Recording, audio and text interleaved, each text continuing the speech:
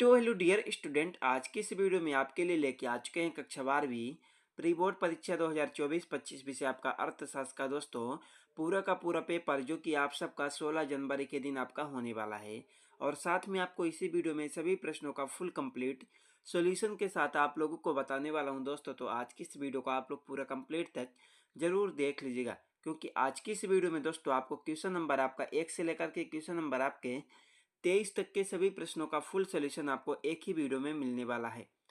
तो चलिए समय को बर्बाद ना करते हुए आपके इस क्वेश्चन पेपर के सभी प्रश्नों को फटाफट से सोल्व करके देख लेते हैं। तो आप लोग देख सकते हैं पेपर आपका प्री बोर्ड परीक्षा 2024-25 कक्षा 12वीं विषय आपका इकोनॉमिक्स यानी अर्थशास्त्र का पेपर है। पेपर आपका 80 नंबर का आने वाला है, इसमें आपको 3 घंटे का मिलेगा। तो चलिए सभी प्रश्नों को सॉल्व करते हैं। तो दोस्तों आप लोग देख सकते हैं, इसमें हमारा आता है सबसे पहले आपका प्रश्न नंबर 1, जो कि आपसे पूछेगा कि सही विकल्प चुनकर लिखिए। जो कि आपसे 6 नंबर का पूछा गया, प्रत्येक प्रश्न के लिए आपको 1 अंक मिलेगा। तो इसमें हमारा पहला प्रश्न आपका आता है, निम्नलिखित में से किस अर्थव्यवस्था में निजी एवं सार्वजनिक क्षेत्र का सह अस्तित्व पाया जाता है। तो दोस्तों इसमें आपको 4 ऑप्शन देखने को मिलेगा। पहला पूंजीवादी, दूसरा समाजवादी, तीसरा मिश्रित, चौथा बाजार अर्थव्यवस्था। तो पहले प्रश्न का आपका राइट आंसर हो जाएगा मिश्रित। तो पहले प्रश्न में आपको लिखना होगा तीसरा नंबर मिश्रित अर्थव्यवस्था। 2 में आपका आता है उपयोगिता की माप की जा सकती है। दूसरे प्रश्न का आपका राइट आंसर हो जाएगा दोस्तों पहला नंबर मुद्रा के द्वारा। तो आपका दूसरे का पहला नंबर राइट आंसर हो जाएगा मुद्रा के द्वारा। 3 में आपका आता है कीमत या बजट रेखा का ढाल होता है। तीसरे का आपका पहला नंबर राइट आंसर हो जाएगा -px/py। 4 में आता है ऐसी वस्तुएं जिनका एक दूसरे के बदले प्रयोग किया जाता है, क्या कहलाती हैं। चौथे प्रश्न का आपका राइट आंसर हो जाएगा दोस्तों आपका चौथे प्रश्न में आपको लिखना होगा स्थानापन्न वस्तुएं। तो आपका चौथे का दूसरा नंबर आपका राइट आंसर हो जाएगा। 5 में आपका तो सामान्य वस्तुओं के लिए मांग का नियम वस्तु की कीमत एवं वस्तु की मांग के बीच व्यक्त करता है। तो आपका 5वें का आपका राइट आंसर हो जाएगा दोस्तों आपका तीसरा नंबर विपरीत संबंध को। 6 में आपका है मांग की कीमत लोच से अभिप्राय है। तो आपका 6 का राइट आंसर हो जाएगा कीमत में परिवर्तन के कारण मांग में परिवर्तन, पहला नंबर। तो आपका 6 का पहला नंबर हो जाएगा।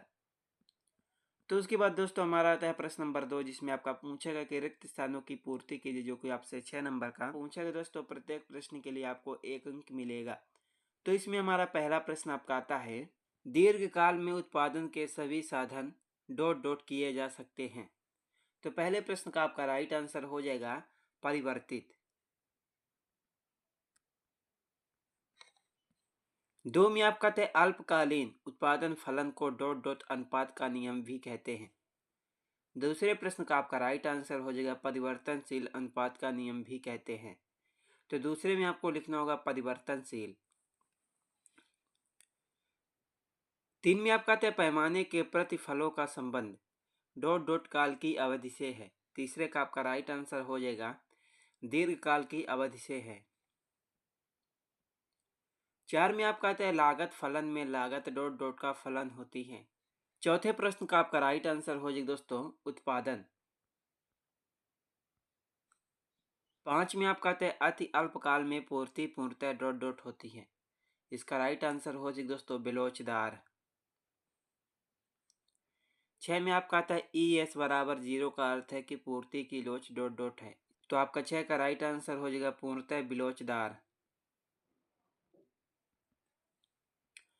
तो उसके बाद दोस्तों हमारा आपका आता है प्रश्न नंबर आपका 3, जिसमें आपका पूछेगा कि सत्य या असत्य लिखे, जो कि आपसे 6 नंबर का पूछा गया है।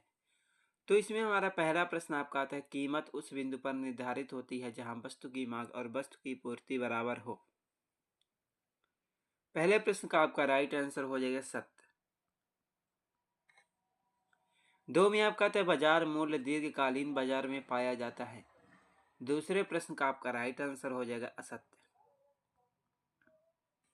3 में आपका आता है आर्थिक एजेंट से हमारा तात्पर्य उन व्यक्तियों अथवा संस्थाओं से है जो आर्थिक निर्णय लेते हैं। तीसरे प्रश्न का आपका राइट आंसर हो जाएगा सत्य। 4 में आपका आता है ब्रिटिश अर्थशास्त्री जॉन मेनार्ड केन्स का जन्म 1983 में हुआ था। चौथे प्रश्न का आपका राइट आंसर हो जाएगा दोस्तों असत्य। 5 में आपका आता है जीएनपी का एक राष्ट्रीय अवधारणा है, इसका राइट आंसर हो जाएगा सत्य। 6 में आपका आता है निवल निवेश सकल निवेश मूल्यह्रास होता है, तो आपका 6 का क्या राइट आंसर हो जाएगा सत्य। तो दोस्तों आप लोग इन सभी प्रश्नों को आप लोग अच्छी तरह से याद जरूर कर लीजिएगा। तो उसके बाद हमारा आता है प्रश्न नंबर 4, जिसमें आपका पूछा गया कि सही जोड़ी बनाकर लिखे, जो कि आपसे 7 नंबर की पूछी गई है। तो इसमें हमारा पहला प्रश्न आपका आता है एनएनपी। पहले प्रश्न का आपका राइट आंसर हो जाएगा शुद्ध राष्ट्रीय उत्पाद। 2 में आता है जीएनपी, इसका राइट आंसर हो जाएगा दोस्तों आपका पहला नंबर सकल राष्ट्रीय उत्पाद पहला नंबर। 3 में आपका आता है वस्तु विनिमय की कठिनाई। तीसरे प्रश्न का आपका राइट आंसर हो जाएगा चौथा नंबर दोहरे सहयोग का अनुभव। 4 में आता है एमपीसी, चौथे का राइट आंसर हो जाएगा सीमांत उपभोग प्राकृति। 5 में आपका आता है केंद्रीय बैंक, पांचवे का राइट आंसर हो जाएगा आरबीआई। 6 में आपका आता है व्यवसायिक बैंक, इसका राइट आंसर हो जाएगा दोस्तों आपका एसबीआई। 7 में आपका आता है मुद्रा का प्राथमिक कार्य, इसका राइट आंसर हो जाएगा दोस्तों आपका 6वां नंबर विनिमय का साधन। तो दोस्तों आप लोग सभी प्रश्नों को आप लोग अच्छी तरह से 16 जनवरी के पहले कॉपी पर सॉल्व जरूर कर लीजिएगा। तो उसके बाद आपका आता है प्रश्न नंबर 5, जिसमें आपका पूछा गया कि एक शब्द या एक वाक्य में उत्तर दीजिए, जो कि आपसे 7 नंबर का पूछा गया है। तो इसमें हमारा पहला प्रश्न आपका आता है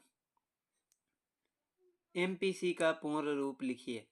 तो पहले प्रश्न का आपका राइट आंसर हो जाएगा सीमांत बचत प्राकृति। पहले में आपको लिखना होगा सीमांत बचत प्राकृति। 2 में आपका आता है उपभोग फलन क्या है, दूसरे का राइट आंसर कुल आय तथा कुल उपभोग में व्यय में संबंध व्यक्त करता है, सी बराबर एफ कोष्टक गामा। 3 में आपका आता है औसत उपयोग प्रवृत्ति क्या है, तीसरे का आपका राइट आंसर हो जाएगा कुल उपभोग तथा कुल आय के अनुपात को बताती है, जिसे हम औसत उपयोग प्रवृत्ति कहते हैं, जैसे एपीसी बराबर सी बटा वाई।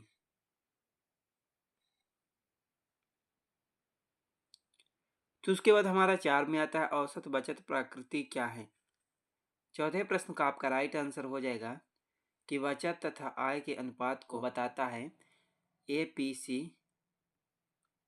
एपीएस बराबर एस बटा वाई।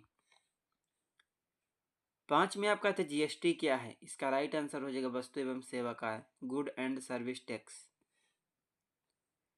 6 में आपका आता है व्यापार शेष में कौन सी मदें शामिल होती हैं, इसका राइट आंसर हो जाएगा दृश्य मदें।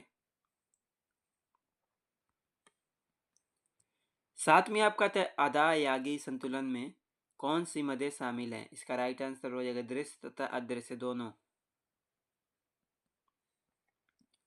तो दोस्तों आपके बहुविकल्पी वाले सभी प्रश्न आपके सॉल्व हो चुके हैं, तो आप लोग सभी प्रश्नों को याद जरूर कर लीजिए दोस्तों। एंड उसके बाद हमारा प्रश्न नंबर 6 आता है, जिसमें आपका पूछा गया कि कुल उपयोगिता का अर्थ लिखिए। 7 में आता है अनाधिनियम वक्र किसे कहते हैं, उसके बाद 8 बजट रेखा किसे कहते हैं, उसके बाद क्वेश्चन नंबर 9 में आता है उत्पादन फलन किसे कहते हैं, 10 में स्थिर लागत किसे कहते हैं, 11 में परिवर्तनीय अनुपातों का नियम, 12 में उपभोग वस्तुएं किसे कहते हैं, 13 में राष्ट्रीय आय की गणना, 14 में आपका आता है केंद्रीय बैंक के कोई दो कार्य लिखिए, 15 में सरकारी बजट के कोई दो उद्देश्य, 16 में आपका आता है व्यष्टि अर्थशास्त्र की कोई 3 विशेषता, उसके बाद 17 में आता है पूर्ण प्रतिस्पर्धा के कोई 3 लक्षण,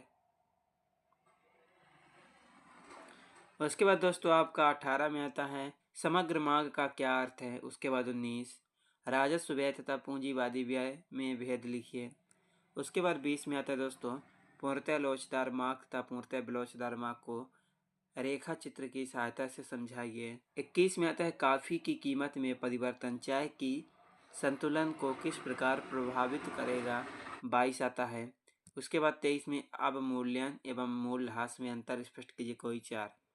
तो दोस्तों आपके क्वेश्चन पेपर में टोटल 23 प्रश्न पूछे गए हैं। तो आई होप आप लोगों ने सभी प्रश्नों को देख लिए होंगे। दोस्तों जो भी प्रश्न आपके छूट गए हैं उसका उत्तर आपको इसके सेकंड पार्ट में मिलेगा। चैनल को सब्सक्राइब करके वीडियो को लाइक जरूर कर दीजिएगा। चलिए मिलते हैं किसी नेक्स्ट वीडियो में आपसे।